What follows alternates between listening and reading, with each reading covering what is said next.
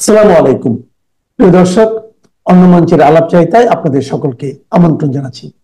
অধ্যাপক ইউনূসের নেতৃত্বাধীন বাংলাদেশের অন্তর্বর্তী সরকারের বিরুদ্ধে আন্তর্জাতিক ক্ষেত্রে কোমর বেঁধে নামছে দেশটিতে কার্যক্রম নিষিদ্ধ থাকা আওয়ামী লীগ। অধ্যাপক ইউনূস ও তার সরকারের বিরুদ্ধে আন্তর্জাতিক সংস্থাগুলোতে অভিযোগ দায়ের করতে চায় আওয়ামী লীগ। সে লক্ষ্যে এরই মধ্যে সংগঠনটি একাধিক ল ফার্ম বা আইনি সহায়তা প্রতিষ্ঠান এবং লবিস্ট ফার্ম নিয়োগ করেছে। একাধিক সূত্রে জানা গেছে এই ফার্মগুলো আওয়ামী লীগের হয়ে ৩টি ধাপে কাজ করবে। প্রথম ধাপে কমপক্ষে 4টি আন্তর্জাতিক সংস্থার কাছে প্রমাণসহ উদ্যোগ নিতে আবেদন করবে। এর অংশ হিসেবে 8ই আগস্ট ব্রিটেনের একটি ল ফার্ম আওয়ামী লীগের নিষেধাজ্ঞা আরোপের বিষয়টি গুরুতর মানবাধিকার লঙ্ঘন হিসেবে ব্যাখ্যা দিয়ে জরুরি পদক্ষেপ নেওয়ার জন্য জাতিসংঘের 2টি সংস্থার কাছে আবেদন করেছে। দ্বিতীয় ধাপে আওয়ামী লীগের কার্যক্রম নিষিদ্ধ করা এবং দলটির নেতাকর্মীদের নির্যাতনের তথ্য সরবরাহ করে 3টি আন্তর্জাতিক মানবাধিকার সংগঠনের কাছে উদ্যোগ গ্রহণের জন্য আবেদন করা হবে। সবশেষ ধাপে গোপালগঞ্জের ঘটনাসহ বেশ কয়েকটি ঘটনায় মানবাধিকার লঙ্ঘনের ঘটনা প্রমাণ আন্তর্জাতিক মানবাধিকার সংস্থাগুলোর কাছে তুলে ধরে তাদের মাধ্যমে ইন্টারন্যাশনাল ক্রিমিনাল কোর্ট বা আইসিসির প্রসিকিউটরের কাছে অভিযোগ জমা দেওয়ার জন্য কাজ করছে।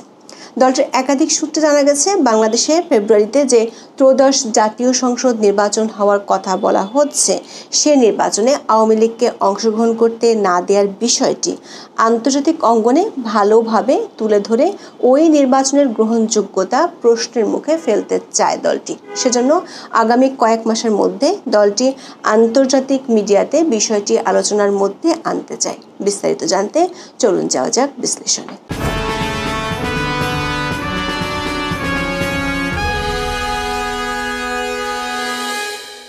2024 সালের 5ই আগস্ট ক্ষমতা হারায় আওয়ামী লীগ। বাংলাদেশের সাবেক প্রধানমন্ত্রী ও দলটির সভানেত্রী শেখ হাসিনা চলে যান ভারতের দিল্লিতে। দলটির অনেক সিনিয়র নেতা ও বিদেশে আছেন। ইতিমধ্যে শেখ হাসিনা গত 10 দিনের মধ্যে দলটির 1 ডজন শীর্ষ নেতার সাথে দিল্লিতে 2 দফা মুখোমুখি বৈঠক করেছেন। গণমাধ্যমে প্রকাশিত খবর অনুযায়ী বৈঠকগুলোতে বাংলাদেশে দলটির তৃণমূলকে চাঙ্গা করার জন্য কিছু কর্মসূচি হাতে নেওয়ার কৌশল ঠিক করা হয়েছে। পাশাপাশি আন্তর্জাতিকভাবে অধ্যাপক ইউনূসের নেতৃত্বাধীন অন্তর্বর্তী সরকারের বিরুদ্ধে অভিযোগ দায়েরের সিদ্ধান্ত হয়েছে।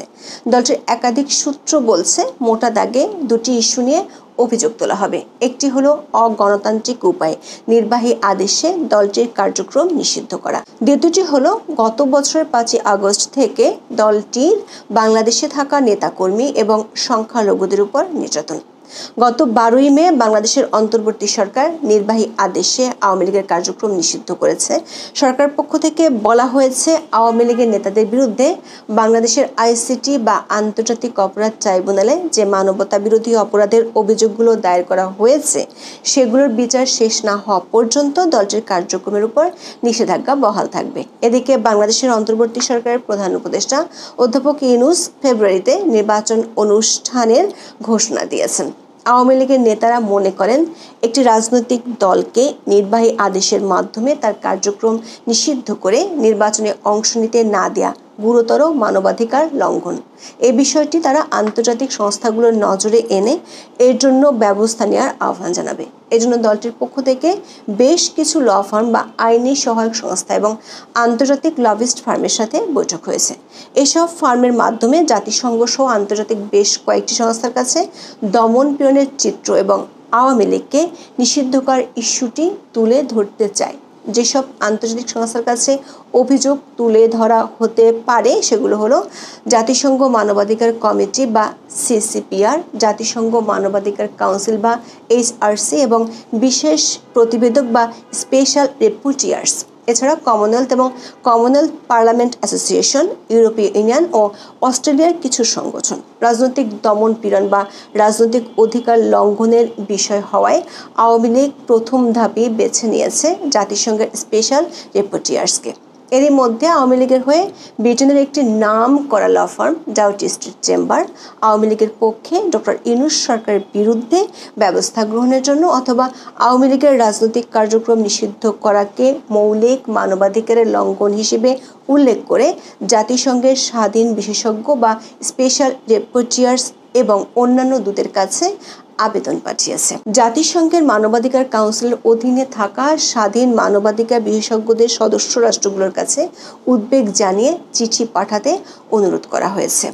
ব্রিটিশ এই ল ফার্মটির একজন বিশেষজ্ঞ বলছেন, OHCHR এর সাম্প্রতিক প্রতিবেদন যেখানে আওয়ামী লীগকে নিষিদ্ধ না করার সুপারিশ করা হয়েছে তা আওয়ামী লীগের জন্য একটি শক্তিশালী আন্তর্জাতিক সমর্থন হিসেবে কাজ করতে পারে। এই প্রতিবেদনটি একটি নজির স্থাপন করেছে যে জাতিসংঘ একটি রাজনৈতিক দলের সম্ভাব্য নিষেধাজ্ঞার বিষয়ে সরাসরি অবস্থান নিয়েছে।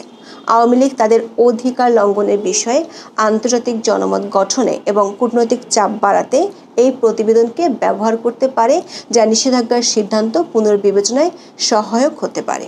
ডাউটি স্ট্রিট চেম্বার তাদের ওয়েবসাইটে 8 আগস্ট এমন তথ্য শেয়ার করেছে।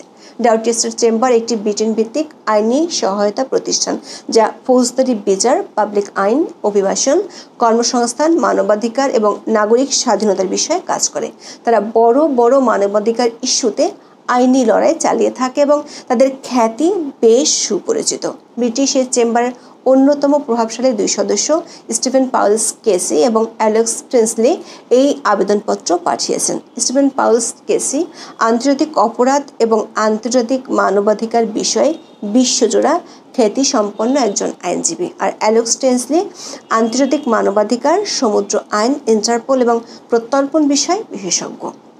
তারা শেখ হাসিনা, যিনি আওয়ামী লীগের সভাপতি, তার পক্ষে এই জরুরি পদক্ষেপের জন্য অনুরোধ জমা দিয়েছেন। এই আবেদনে বলা হয়েছে যে অন্তর্বর্তীকালীন সরকার গত মে মাসে আওয়ামী লীগকে নির্বাচনে অংশগ্রহণে নিষিদ্ধ করেছে এবং বাংলাদেশ আন্তর্জাতিক অপরাধ ট্রাইব্যুনালে আওয়ামী লীগের নেতাদের বিরুদ্ধে মামলা নিষ্পত্তি না হওয়া পর্যন্ত এর সকল কার্যক্রম নিষিদ্ধ করেছে। অভিযোগপত্রে দাবি করা হয়েছে এই নিষেধাজ্ঞা মৌলিক মানবাধিকারের লঙ্ঘন ঘটিয়েছে, যা বাংলাদেশে আইনের শাসন এবং গণতন্ত্রকে ক্ষুণ্ণ করে। পাশাপাশি আওয়ামী লীগের উপর থেকে নিষেধাজ্ঞা প্রত্যাহার করার এবং যে কোনো নির্বাচনে তাদের সম্পূর্ণ অংশগ্রহণের অনুমতি দেওয়ার জন্য অনুরোধ করা হয়েছে।